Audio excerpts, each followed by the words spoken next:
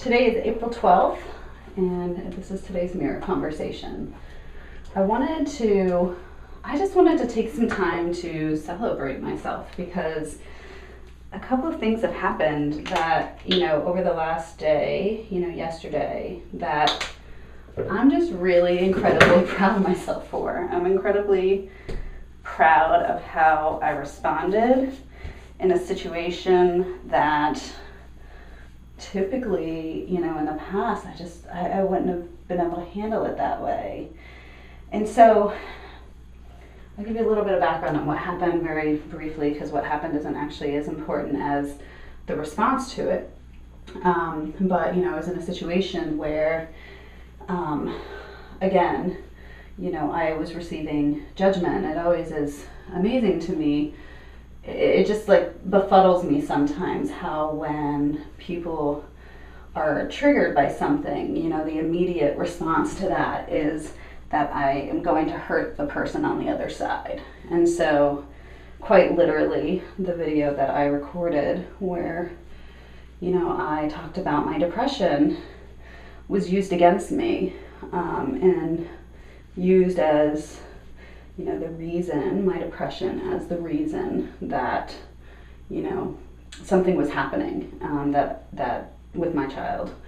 And, typically, this is something that, coming out of depression, having someone say, oh, your depression is the reason your kid's having problems is, could send me right back into that. But it didn't, and in fact, instead of that, I was able to really stand back and see that the person that was doing this was really just hurting, and that this attempt to hurt me was simply just highlighting the hurt that was within themselves. And so then I said, wow, how did that happen? Because I don't know exactly what happened that caused me to be able to really truly in that moment remain so centered and to respond from a place of love. And so I just wanted to take a look at myself for a moment and take a minute celebrating myself and saying the things that I'm really proud of myself for. So that's what I'm going to do today. So first, I am incredibly proud of my response in that situation. I was able to see what was truly happening in that moment versus blaming the other person. And I think, I noticed in the past what would have happened is that I would have likely villainized that person and said, oh, no, there's something wrong with you. That's the reason that this is happening. Or how dare you blame me for something that,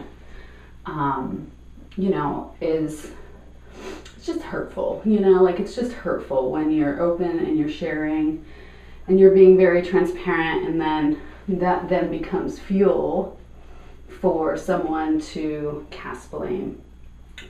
And I was able to really just see it for what it was.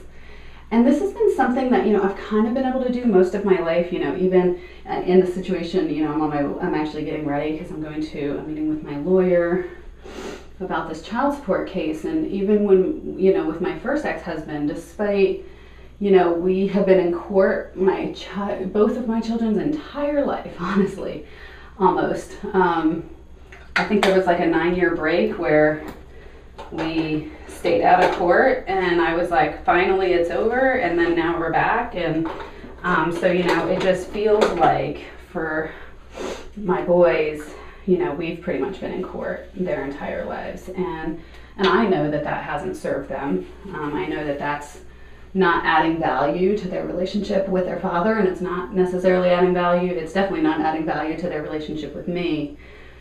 And I just want to commend myself for how open I am to forgiveness, because I have forgiven him and his wife many times, And for some quite, I'll say horrendous things that have been done that honestly, when you look at it from a compassion perspective, these are just things that I can't see how there could be compassion on the other end of it. And I always, what I've learned to do is that my gauge is, is this what I would teach my child to do? Is this how I would teach my child to respond to something? And then I look at the adult response, because I think sometimes like we just, as adults, we like give ourselves this latitude to be cruel to each other, as if somehow as adults, we can handle it, or you're an adult, so you can handle someone, being really cruel to you and telling you you're not good enough, and you can handle all the things that are wrong with you, and you need to fix these things. And I just, there's been a lot of that, of blame being cast on who is responsible for X, Y, or Z. And ultimately, I recognized it fairly early on that it comes down to this concept of hero, villain, victim, where, I'm the villain in this story. That's what I believe. I believe that I am the villain in this story. And regardless of how it impacts, my children, when there is a trigger of where, maybe I say something that is really close to home, that maybe isn't a piece of what that person wants to look at. And this isn't specifically about my ex-husbands, this is just totally in general. I notice this in adults everywhere, that when, there's something that's said that triggers the other person, what I watch is this response that feels almost like a kindergartner learning how to process their emotions, adults getting angry at each other, yelling at each other, pointing fingers at each other, and all supposedly in the name of being able to support either children or the community or work or whatever it is. That it's like, if you want to resolve these things, does it actually serve you? Does blame get you the outcome you want? And, obviously in my experience, the answer is absolutely not. Creating discontent between two people and arguing about who's right or who's wrong ultimately doesn't help anyone move forward.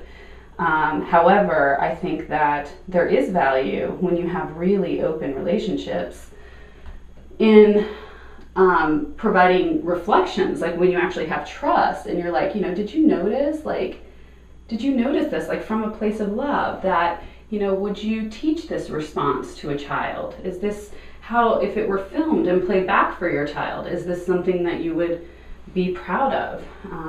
That you would say, yeah, I'm really, truly proud of my response. And so yesterday my answer was yes. I was so proud of myself because I didn't get upset. Like, that comment didn't even really it didn't faze me in terms of, it didn't even bother me. I knew that the reason that it was being said was just out of pure anger. I knew it wasn't meant. I knew that ultimately it would blow over and we would be able to work together. And I was really proud of myself for that. And so I started saying, like, wow, how did I get here?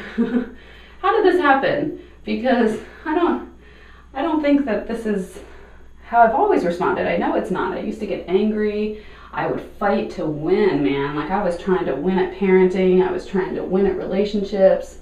I was trying to win at business. I was trying to win at everything. And I'll say the only thing that I'm really interested in winning at in this moment is life, just creating an amazing life. And so as I kind of like was reflecting on this, I set aside about 2 hours a day for learning. This is a gift that I give myself. This is one way that I honor myself, is I set aside the time to expand and to learn more. about who I am, about ways that I can step more fully into myself and how I can love more with an open heart. And as I was, not really contemplating, but just reviewing this, I realized that it came down to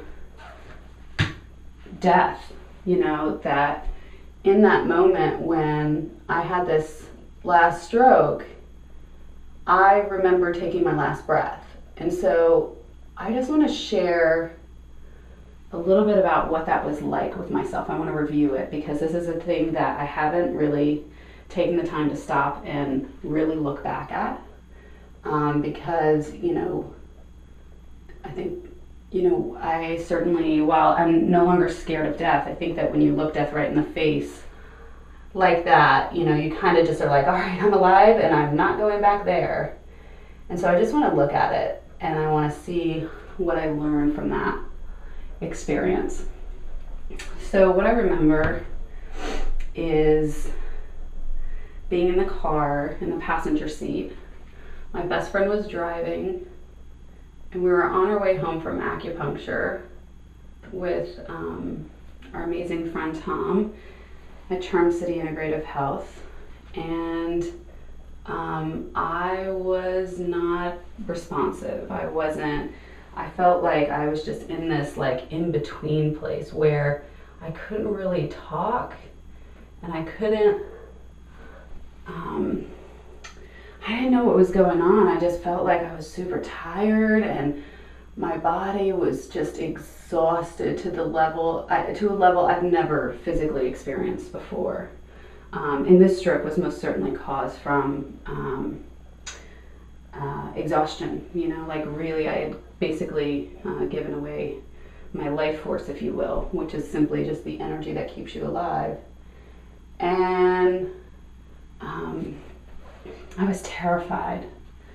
I knew that I was gonna die in that moment. Like I knew that the end was coming and the question was how long was it gonna take to get there?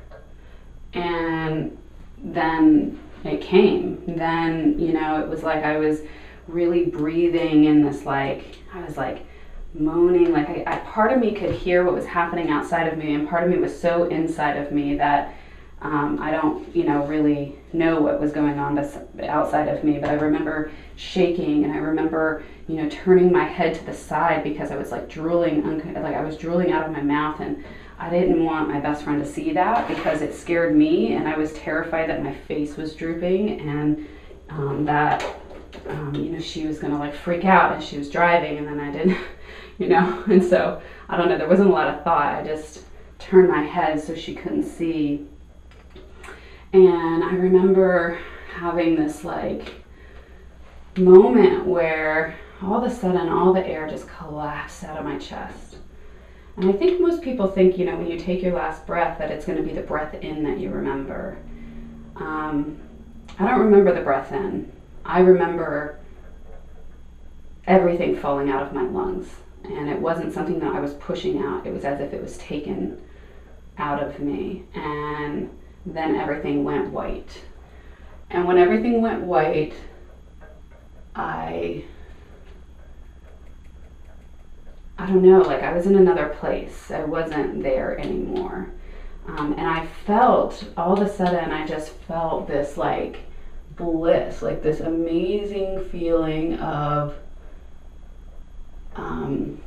completeness, oneness. And it felt amazing. And I was like, whoa, this feels incredible.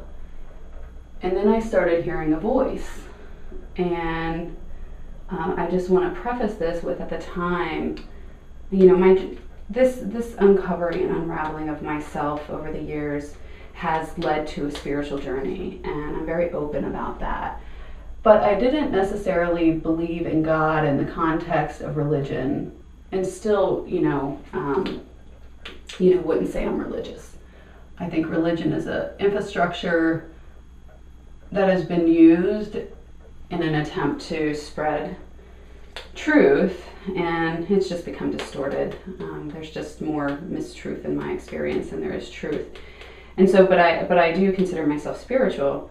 And so I believed in source, you know, I called it source. And I just had this moment where I met source, and the question was, what do you really want? And I know in the last video I said what I really want, but what I realized in that moment is that, and I was shown, and this is like, you know, they say your life flashes before your eyes. That's totally true. I will say this isn't my first experience in having this level of experience. So this is the first time that I physically, you know, took my last, you know, what I call my last breath. Obviously it wasn't because I'm here, but it certainly felt that way. But, you know, I've had transcendental experiences before. And so I did, you know, have this like quick, it's almost as if you get all the visions all at once of like everything, and you just understand that there's no time for the human mind to actually comprehend it. And what I saw is that everything that I had done my whole life had been to serve others. It may not have looked like that at the time. I fully recognize that, you know, based on my own trauma and things like that. You know, it may not have looked like that, but at the end of the day, that is actually, you know, what was going on. Is I was trying to serve the expectations of others. I was trying to be the best mother that I could. And I judged myself incessantly for whether I lived up to that or not. And so I take this last breath, and then I have this experience, and I'm having this conversation. It's like, what do you want? And basically I see that like everything that I've done has been to serve other people, and I never took the time to actually do the things that were important to me. Like, you know, I love the beach. I never bought a beach house because, you know, I needed to stay in Maryland for my boys. And then, you know, I get divorced again, and now I'm in Maryland because of, you know, my, now my daughter is here. And so now I'm in Maryland in order to, you know, be able to obviously spend time with her. That's very important to me. But, you know, I never moved to the beach. And the question is why? It's, well, because I wanted to be a good mother. Not because that's what Nichole really wanted or what would have served Nichole the best. It was because, you know, I felt this obligation and responsibility to be with my children. And I resented that for a little while, not my children, but just, you know, that I wasn't able to just pick up and like move to the West Coast, which is where I would likely be, either the West Coast or Florida, if it weren't for my children. And so anyway, all of that stuff happens. And then the question is like, how does that affect me now? And how that affects me now is that when I look at all this stuff and I look at all these details of like, okay, how is it that I'm not concerned about money right now, despite the fact that, you know, I still need another project in order to make rent next month and to pay my daughter's tuition. And all of that is like less than 2 weeks away, and I'm not sure where it's going to come from. You know, how am I not scared? And when I'm in these moments where people are throwing judgment at me, how is it that I'm able to like really remain centered and not get wrapped up in all of that?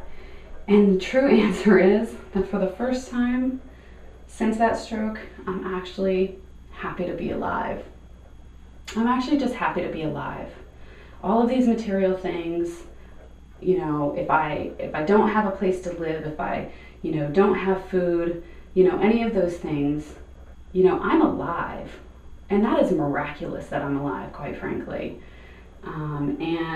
And I honor myself for being alive. And I honor and celebrate that no matter what happens outside of me, I'm alive. And because I'm alive, that means that I am supposed to be here. It means I have a reason for being here.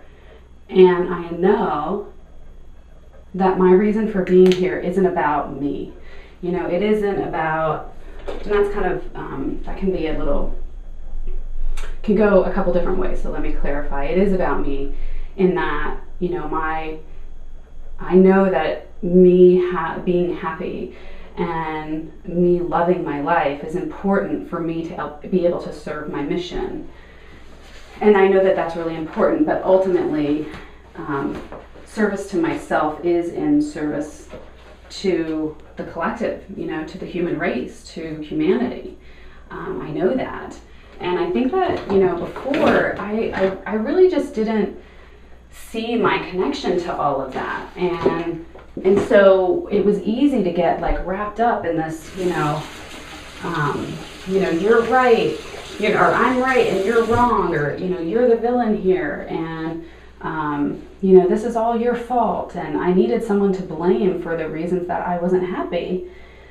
And I did that for a really long time. And the reason that I wasn't happy was because I didn't honor myself, before. And I'm really just proud of myself for honoring myself now. I honor myself in so many ways that I'm proud of. I've gotten into the best shape of my life. I'll say that I could be in better cardio shape now. But I do take care of my body. I got in shape. I lost 40 pounds. I got physically fit, and it feels amazing to be in your body and to know that I can use my body to do anything. I can, if I need to go run a marathon, it might hurt, but I could do it. If I want to go and bust out pull-ups, I can do pull-ups, and I can do 12. I'm doing 3 sets of 12 pull-ups right now, and I just want to celebrate that, because I remember when I started working out, I couldn't even do a single pull-up, and now if I really wanted to, I could probably get to 15. And I honor myself by putting time aside for me to learn, where I'm spending 2 hours a day learning about myself. I'm learning from others. I'm doing breath work. I'm doing meditations. I'm really taking the time, rather than when all this stuff happens outside of me, when something does feel scary, when it feels out of control and I'm not sure what to do, my response is to go within, to look within and say, what am I responding to? What is this bringing up for me? And so I just want to honor and celebrate that I do look within, and I'm so proud of myself for that, because it has given me this peace inside where it doesn't matter what happens outside. It doesn't matter what other people do. This peace inside, it comes inside of me because I am at peace. I know that on the other side of death, there's nothing to fear. Quite frankly, I wasn't happy about coming back, because on the other side of death is amazing. I mean, it's freaking amazing, okay? You experience oneness like you never have before. You merge back into source, and it's incredible. But I know that I'm also here for a reason. I know that I was selected to be here for a reason, because I'm important. And I want to honor myself in knowing that I'm important. And no matter what anyone else says here, I am important. I am important to me, I'm important to this planet, and I am important to the human race. And even if the only thing that I do is be an amazing mother, the best mother I possibly can be, and the best Nichole Kelly that I can possibly be, that's enough. I don't have to do anything other than breathe. Tom Shi did a video, and he talks about the science of this. I know a lot of people, who don't support spirituality tend to look to science.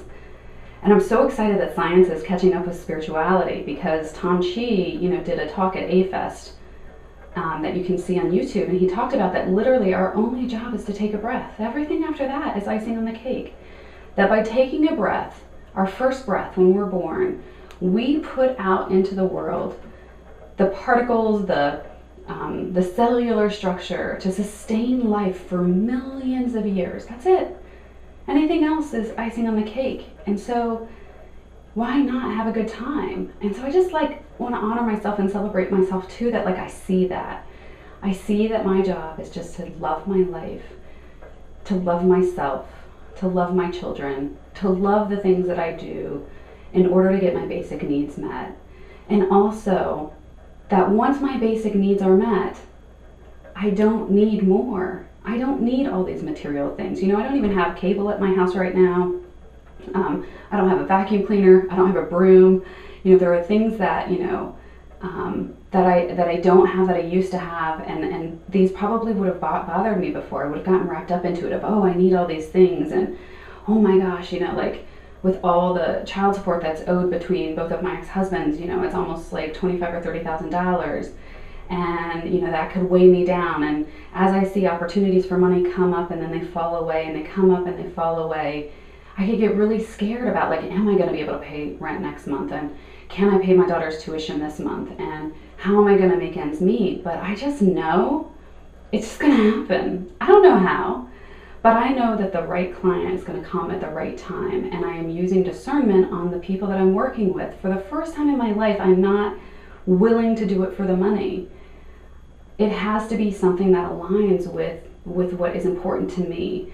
And what is important to me is that I believe that we all have a purpose. And each of us in that purpose, we are here to make the world a better place in whatever way feels amazing to us. And so I want to work with companies who are making the world a better place. I want to work with companies who are leaving a positive trace on this planet, not just maintaining this existence, because quite frankly, I look around and I see adults, responding to triggers as if they're in kindergarten, and I see infrastructures in place, the government and healthcare and education and capitalism and the economy and all of these things that are broken, totally broken. And my evidence for that is that half of the world's population does not have their basic needs met. So regardless of political stance, regardless of anything else, if we just look at it as our ability and capacity to love humanity and to be compassionate towards another, these systems are incredibly broken. And so it's important to me that the work that I do is supporting building new systems and creating systems that will help to replace these systems that are completely outdated. I look at it as like, like if you look at, like, when I remember when I was growing up, my mom smoked when she was pregnant with me, and they used to smoke in the car with us, and they used to not put seatbelts on us, and all of this was totally acceptable by society. And now we look at that and we're like, oh my gosh, if you're smoking in the car, your kids should be taken away, you shouldn't be a parent, all of these kind of things. And that's where I am with society right now. When I look at these things, it's like, wow, like, am I the only one that sees this? And so I just want to commend myself for seeing it and for honoring myself and choosing to support the things that align with my value system. And so ultimately, I got this amazing bag from my friend Rachel Bone, who is a Rodent and Fields representative, and I hung it on my mirror because, you know what? I am incredibly awesome. I'm an amazing human being, and I know that because no matter what, I know that I respond with love. In everything that I do, I respond with love. And when I don't, I love myself even more with it, or even more for it. And I love the piece of me that needed to act out in order, to just get out that last bit of emotion. And then I love myself for giving myself the space to do that. And I love the people on the other end who I know are just trying to do their best. They're just trying to do their best. They're just trying to do the same thing I am, which is to find their little slice of bliss, that, fairy tale ending that we're trained at such a young age exists. Everyone's looking for that fairy tale ending, and when it's not there, then, we look to others in order to identify the reason that it's not there. It's about someone else. It's not because I haven't honored myself. It's not because I haven't prioritized myself. And that's where I used to be. And for the first time, I honor myself, I prioritize myself, and I'm not willing to sacrifice what's important for me in the name of money. And that is huge, because I used to, like, making money was what it was all about for me. Like, it was really, that was my badge of I knew how to make money, and I really wanted to make a lot of it so other people would look at me and say, she's successful, and look at her, she's a millionaire, like, and they would want to be around me and all of those things. And then as I look at those circles of chasing all of that, and I look at where I'm at now, those conversations that are happening at that level, they don't really resonate with me anymore. It's, it's surface level stuff. We're talking about, like, gossip about somebody else, or, why something isn't the way that we want it, or we're talking about politics, not to change it, but just to vent about it. And I also just want to honor that for the first time, when I see something that isn't what I think could be even better, I'll say. Not isn't what I want, but that it would be, there is an opportunity to be even better. That I actually take action and make the change. And I think, you know, for a while, like, you know, even with depression, you know, like identifying depression for me was not about saying, oh my gosh, this is it. I have depression, and now I know that that's who I am, is I'm depressed, and that's not it for me. Once I identified that it was depression, now it's about resolving that depression. It's about resolving it, about ending it. Because depression, in my experience, is simply another word for awakening. It's about, you know, seeing something inside of yourself that you don't like. And when you see something about yourself that you don't like, you have two choices. You can fix it, or you can blame it on someone else. And I'm choosing to fix it. And I'm so proud of myself for doing that. So Nichole Kelly, you're amazing. You're perfect as is. Your only job is to just be you. That's it. Just you. That is your gift to humanity. I love you.